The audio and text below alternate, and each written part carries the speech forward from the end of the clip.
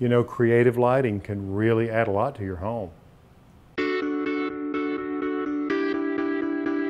You know, if you had to choose one object in a room where you wanted it to be very whimsical and express yourself, a light fixture could really be the place, couldn't it? And at the end of the day, it's the first thing that you see when you enter a space. Particularly when they're overscaled. And look at this one, I just love this. Who would have thought that kiwi vine could be put to such good use? You know what is so wonderful about it is that you could see this juxtapose a very sort of formal room, a very sleek contemporary room, or even something very rustic. And that's what I think is so wonderful about it. Again, it's a piece of art. Yeah. It has the proportion and scale that looks and fills the space, but it's light and breezy. And these are just colossal. I mean, they look like they came out of some sort of medieval French fortress. Oh, that's what I like to think.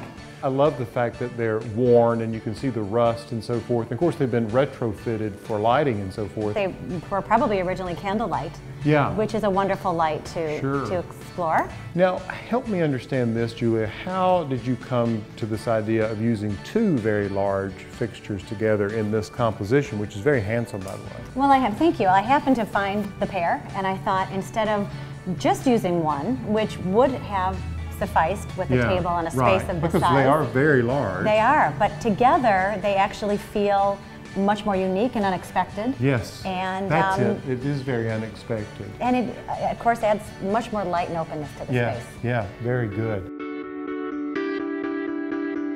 And these, you know, have a vintage quality and have a much more sort of oriental flair to them. These look like they were actually used outside. I think they were. When I found them, they were probably tabletop pieces. They had candles inside of them. And I added the electrical elements to them. And probably replaced some glass. Yes, indeed. Yeah.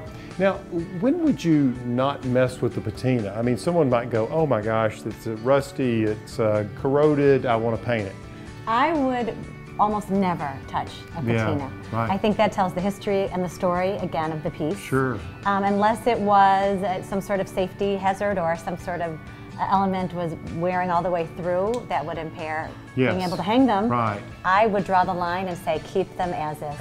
As they exist.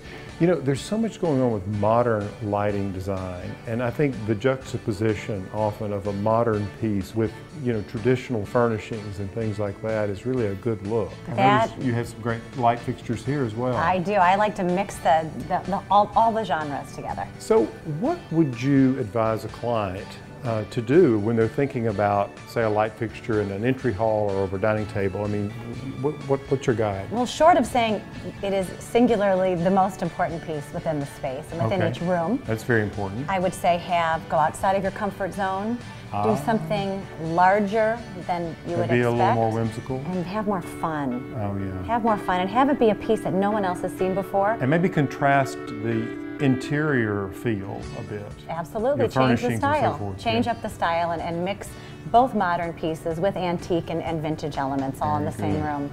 Thank you so much, Julia. You're welcome. This is great. Hey, if you're enjoying these segments, make sure you check in regularly and subscribe to eHow Home. Hey, I just love these lamps too. They're really great. You could take those right with you. Load them up.